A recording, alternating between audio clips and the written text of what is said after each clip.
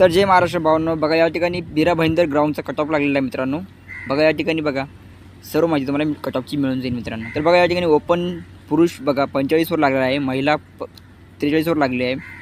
Open पुरुष 45, महिला 43. ओबीसीमध्ये बघा 37, महिला 32. EWS मध्ये बघा 25 लागली पुरुषांची आणि महिलांची 25 लागलेली आहे. SCचे बघा पुरुष 36, महिला 31 आणि STचे बघा पुरुष 41, महिला 39. NTC बघा पुरुष 40 आणि महिला 35.